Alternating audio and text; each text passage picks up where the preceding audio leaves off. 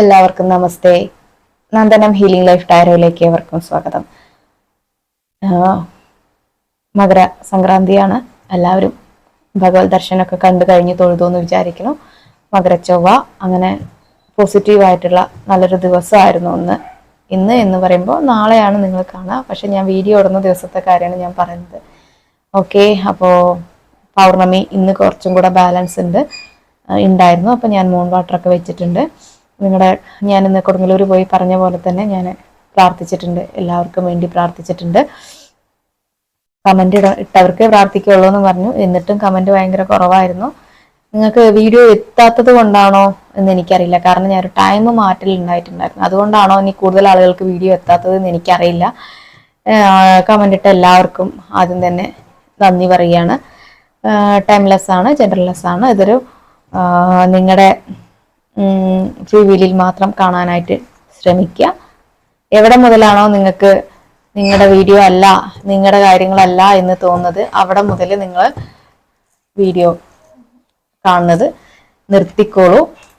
എല്ലാവർക്കും നല്ലത് വരട്ടെ എന്ന് ആദ്യം തന്നെ പ്രാർത്ഥിക്കുന്നു. എല്ലാവരുടെ ആഗ്രഹങ്ങളും മാനിഫെസ്റ്റേഷൻ സംഭവിക്കട്ടെ എന്ന് പ്രാർത്ഥിക്കുകയാണ്. ഓക്കേ,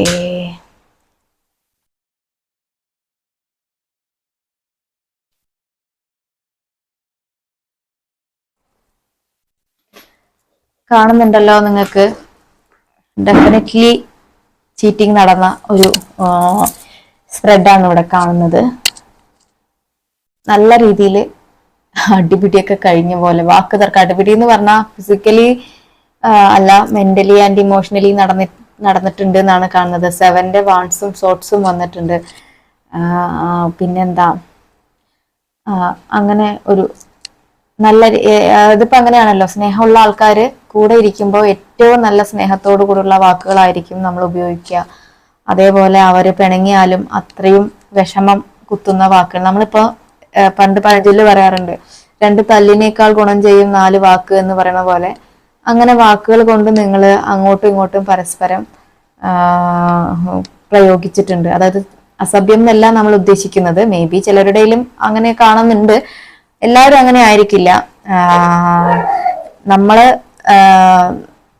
പറയുന്ന വാക്കിൽ പവർ ഉണ്ട് എന്നുണ്ടെങ്കിൽ, ഒച്ചിട്ട് പറയാന്നല്ല അതിന്റെ അർത്ഥം, പവർ ഉണ്ട് എന്നുണ്ടെങ്കിൽ അപ്പുറത്ത് നിൽക്കുന്ന ആൾക്കാർക്ക് നല്ല രീതിയിൽ ഹേർട്ടാവും അല്ലെ. അതേപോലെയുള്ള വാഗ്വാദങ്ങളൊക്കെ നിങ്ങൾ തമ്മിൽ നടന്നിട്ടുണ്ട് എന്നാണ് എനിക്ക് തോന്നുന്നത്. കാരണം എന്നോട് പറയാറുണ്ട്, നീ ഇങ്ങനെ പറയുന്നത് എനിക്ക് ഏറെ വിഷമമാണ്, എസ് എഴുതരുത്. എസ് എഴുതുക എന്ന് മീൻസ് ഞാൻ എൻ്റെ കാര്യകാരണ സഹിതം ഞാൻ മെസ്സേജ് ചെയ്യുന്ന സമയത്ത് പറയാറുണ്ട്, നീ എസ് എഴുതരുത്, അത് ഞാൻ ചീത്തയായിരിക്കും നിന്നെ പറയാം, പക്ഷെ നീ നിന്റെ വാക്കുകൾ കൊണ്ട് പറയുന്ന കാര്യങ്ങൾ അത് എനിക്ക് ഉൾക്കൊള്ളാൻ പറ്റില്ല എന്നുള്ളത് എന്നോട് പറയാറുണ്ട്. അതേപോലെ തന്നെ നിങ്ങളും അങ്ങനെ, കാരണം നിങ്ങളുടെ പക്ഷത്താണ് ശരിയെന്നുണ്ടെങ്കിൽ നിങ്ങൾക്ക് എങ്ങനെ വേണമെങ്കിലും ഏതറ്റം വേണമെങ്കിലും പോയി നിങ്ങൾക്ക് പ്രൂവ് ചെയ്യാൻ സാധിക്കും. പക്ഷെ അവരുടെ പക്ഷത്ത് ശരികേടുള്ളത് കൊണ്ട് അവർക്കത് സഹിക്കാനും പറ്റില്ല.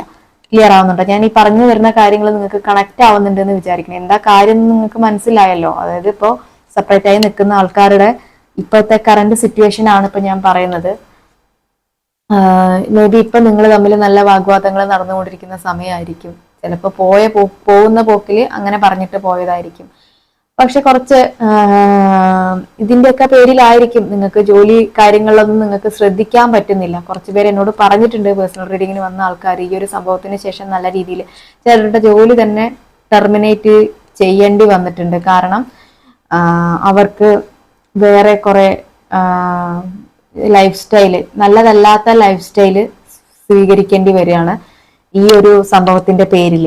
എന്താ, ചീറ്റിംഗ് നടന്നു, അവര് വേറെ മൂവ് ഓൺ ചെയ്ത് പോയ സമയത്ത് അവര് വേറെ രീതിയിലുള്ള ലൈഫ് സ്റ്റൈൽ, അത് നല്ലതല്ലാത്ത ലൈഫ് സ്റ്റൈൽ. ഞാൻ അതിനെപ്പറ്റി എക്സ്പ്ലെയിൻ ഒന്നും ചെയ്യുന്നില്ല. ചിലർ ഡ്രങ്കറായി മാറിയിട്ടുണ്ട്, ചിലർ അങ്ങനെയുള്ള സംഭവങ്ങളൊക്കെ വന്നിട്ടുണ്ട്. ആ ഒരു സംഭവങ്ങളൊക്കെ ഉള്ളത് കൊണ്ട് ചിലരുടെ ജോലി ടെർമിനേഷൻ വന്നിട്ടുണ്ട്. അതേപോലെ ഇത് മാറ്റം എന്താ പറയുക, സസ്പെൻഷൻ കിട്ടിയിട്ടുണ്ട്. അങ്ങനെയൊക്കെ എനിക്ക് മെസ്സേജ് കിട്ടിയിട്ടുണ്ടായിരുന്നു. കുറച്ച് പേര് എൻ്റെ അടുത്ത് പറഞ്ഞിട്ടുണ്ടായിരുന്നു. കാരണം അവർക്ക് ഒന്നിനും കോൺസെൻട്രേറ്റ് ചെയ്യാൻ പറ്റുന്നില്ല. കാരണം ലൈഫ് തന്നെ വഴിമുട്ടി പോയിരിക്കുകയാണ്. അതായത് നമ്മൾ ഹാപ്പി ആയിട്ടിരുന്നാൽ നമുക്ക് നല്ല രീതിയിൽ ജോലി ചെയ്യാൻ സാധിക്കും. പക്ഷേ നമ്മുടെ ഹാപ്പിനെസ് ഒക്കെ അല്ല എന്നുണ്ടെങ്കിൽ അത് നമ്മളെ ജോലിനെ ബാധിക്കുന്നു നിങ്ങൾക്ക് അറിയാലോ. അതന്നെയാണ് ഇവിടെ എനിക്ക് നിങ്ങളോട് പറയാനുള്ളത്. അപ്പോൾ ഇപ്പൊ കുറച്ച് ഫിനാൻഷ്യൽ സ്ട്രഗിൾ അനുഭവിക്കുന്നുണ്ട്. കാരണം മേ ബി നിങ്ങളെ ജോലി മാറ്റം വന്നതായിരിക്കും, അല്ലെങ്കിൽ എന്തെങ്കിലും വിഷമം ജോലിയിൽ സംഭവിച്ചിട്ടുണ്ടാവും. അപ്പോൾ ഫിനാൻഷ്യൽ സ്ട്രഗിൾ നല്ല രീതിയിൽ 10 ഓഫ് പെന്റക്കിളാണ് വന്നിരിക്കുന്നത്. ചില കൺഫ്യൂഷൻ നിങ്ങൾക്ക് ഉണ്ട്. 2 ഓഫ് വാണ്ട്സ് പറഞ്ഞാൽ ഏത് രീതിയിലേക്ക് നിങ്ങൾക്ക് പോകണം എന്ന് നിങ്ങൾക്ക് പറയണില്ല. ഏതിന് ഇമ്പോർട്ടൻസ് കൊടുക്കണം? റിലേഷൻഷിപ്പിന് ഇമ്പോർട്ടൻസ് കൊടുക്കണോ, അതോ ഇതിന് എന്താ പറയാ കരിയറിന് ഇമ്പോർട്ടൻസ് കൊടുക്കണോ എന്നറിയാതെ നിങ്ങൾ പകച്ചു നിൽക്കുന്ന ഒരു ദിശ അറിയാതെ നിൽക്കുന്ന ഒരാളാണ്. പുറകിൽ ഗൈഡൻസ് ഉണ്ടെങ്കിലും നിങ്ങൾക്ക് അതിലൂടെയൊന്നും നിങ്ങൾക്ക് പോകാനായിട്ട് സാധിക്കുന്നില്ല എന്നാണ് പറയുന്നത്. പക്ഷെ യൂണിവേഴ്സ് നിങ്ങളോട് പറയുന്നത് എന്താന്ന് വെച്ചിട്ടുണ്ടെങ്കിൽ, നിങ്ങൾ കരിയറാണ് ഫോക്കസ് ചെയ്യേണ്ടത്. പൈസ ആദ്യം ഉണ്ടാവട്ടെ, റിലേഷൻഷിപ്പ് പിന്നെയും വരും. കാരണം നിങ്ങൾക്കുള്ള മുതലാണെന്നുണ്ടെങ്കിൽ നിങ്ങൾക്ക് വരും എന്ന് തന്നെയാണ് പറയാനുള്ളത്. അപ്പോൾ കരിയർ ആദ്യം ഫോക്കസ് ചെയ്യുക. നല്ല തുടക്കം. ഇപ്പോൾ ടെർമിനേഷൻ സംഭവിച്ചു കഴിഞ്ഞ ആൾക്കാർക്ക് പുതിയൊരു ജോലിക്കോ ഇന്റർവ്യൂസിനോ എന്തിനെങ്കിലുമൊക്കെ നിങ്ങൾക്ക് ശ്രമിക്കാം. ഓക്കെ, അങ്ങനെ ചെയ്ത് അത് സക്സസ് ആവാൻ സാധ്യതയുണ്ട് തന്നെയാണ് പറയുന്നത്. പഴയത് തന്നെ കടിച്ചു തൂങ്ങി നിൽക്കാതെ പുതിയ ജോലിക്ക് ശ്രമിക്കാം. നമ്മുടെ കയ്യിലല്ലേ കഴിവുള്ളൂ, പക്ഷെ നിങ്ങൾ ശ്രമിക്കണം. ഇപ്പോൾ അല്ലാതെ എന്ത് അഫർമേഷൻ പറഞ്ഞിട്ടും എന്ത് സ്വിച്ച് ബോർഡ് ചെയ്തിട്ടും എന്ത് തലകുത്തനെ നിന്നിട്ടും കാര്യമില്ല. നിങ്ങൾ ശ്രമിച്ചെങ്കിൽ മാത്രമേ മുട്ടുവിൻ തുറക്കപ്പെടും എന്നല്ലേ പറയുന്നത്. നിങ്ങൾ അന്വേഷിച്ചെങ്കിൽ, അല്ലാണ്ട് കുറെ പ്രാർത്ഥിച്ചത് കൊണ്ടൊന്നും കാര്യമില്ല. നിങ്ങൾ ആക്ഷൻ എടുത്താലേ നിങ്ങളിലേക്ക് കാര്യങ്ങൾ വരുള്ളൂ. ഓക്കെ, അപ്പോൾ ഇരുട്ടത്ത് തപ്പാതെ പുതിയ ശുഭാപ്തി വിശ്വാസത്തോടുകൂടെ ഓരോ കാര്യങ്ങളും നിങ്ങൾ ചെയ്യുക. എന്തെങ്കിലും അമിത ചെലവ് നിങ്ങളിപ്പോൾ ഉണ്ടാക്കിക്കൊണ്ടിരിക്കുന്നുണ്ടെങ്കിൽ, ഞാൻ പറഞ്ഞല്ലോ കുറച്ച് പേരെങ്കിലും വേണ്ടാത്തൊരു ലൈഫ് സ്റ്റൈലിലേക്ക് പോയിട്ടുണ്ട്, നല്ലതല്ലാത്ത ലൈഫ് സ്റ്റൈലിലേക്ക് പോയിട്ടുണ്ട് എന്നുണ്ടെങ്കിൽ അതൊക്കെ ഒന്ന് കുറച്ച് കൺട്രോൾ ചെയ്ത് കൊണ്ടുവരിക.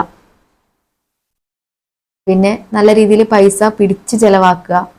അങ്ങനെ പറയുന്നുണ്ട്. ധാരാളിത്തം കാണിക്കുന്നത് കുറച്ചൊന്ന്, ആർഭാടം കാണിക്കുന്നത് കുറച്ചൊന്ന് ഒഴിവാക്കുക. എങ്കിൽ മാത്രമേ നിങ്ങളിലേക്ക് നല്ല കാര്യങ്ങൾ വരുള്ളൂ.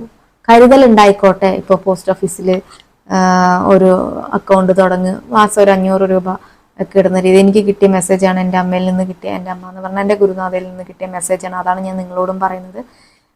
ഒരു മാസം ഒരു 500 രൂപയെങ്കിലും വെച്ച് അതിനകത്ത് ഡെപ്പോസിറ്റ് ചെയ്യാൻ ശ്രമിക്കുക.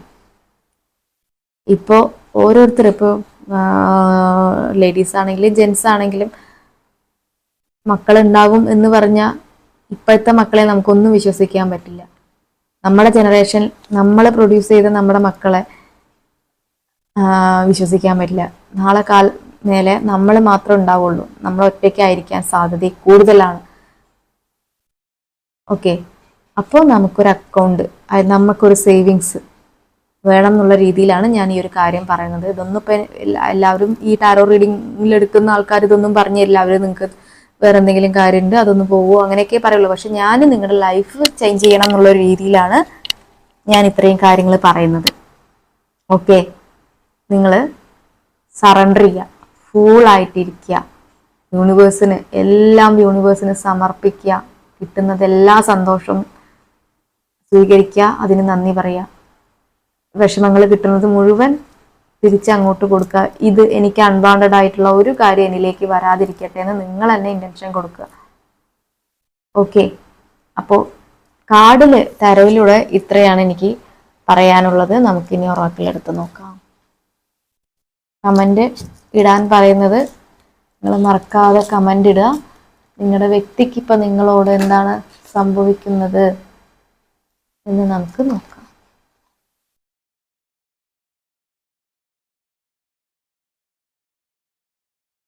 നിങ്ങളുടെ പ്രണയത്തിൽ ഇപ്പോ എന്താണ് സംഭവിക്കുന്നത്?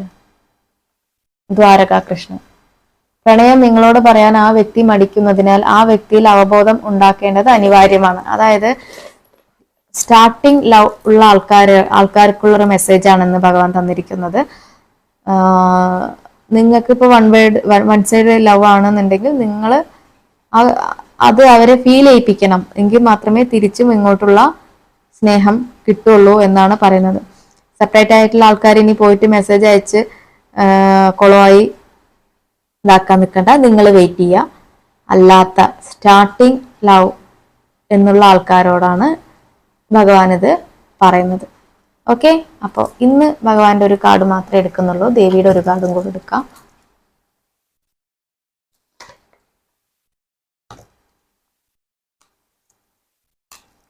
കാർഡ് വേണമെന്നുള്ളവർ എന്നെ കോണ്ടാക്ട് ചെയ്യാട്ടോ. നിങ്ങൾക്ക് ഇത് ഗൈഡൻസ് ആയിട്ട് ഉപയോഗിക്കാം. ഞാൻ എൻ്റെ സഹായം ഇല്ലാതെ തന്നെ നിങ്ങൾക്ക് കാർഡ് ഉപയോഗിക്കാവുന്നതാണ്.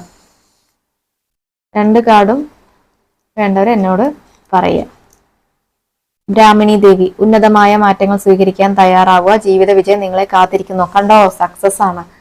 ബ്രാഹ്മിണി ദേവി നിങ്ങൾക്ക് തരുന്ന മെസ്സേജ് ആണ്, നിങ്ങൾക്ക് നല്ല മാറ്റങ്ങളാണ് വരാൻ പോകുന്നത്, അത് നിങ്ങൾ സ്വീകരിക്കാൻ തയ്യാറാവുക എന്നാണ് ദേവി പറയുന്നത്. സന്തോഷമായില്ലേ നിങ്ങൾക്ക്?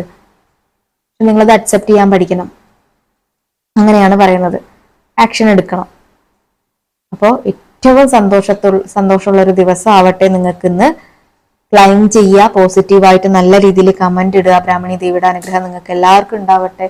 കാരണം ഇത് കൂടുതൽ നിങ്ങൾ കമന്റ് ഇടുമ്പോഴായിരിക്കും കൂടുതൽ ആൾക്കാർക്ക് ഈ ഒരു ചിന്ത വരുന്നതും ഓട്ടോ സജഷൻ വർക്ക് ചെയ്യുന്നതും നിങ്ങളിലേക്ക് ഈ കാര്യങ്ങളെല്ലാം മാനിഫെസ്റ്റ് ചെയ്യാവുന്നതും.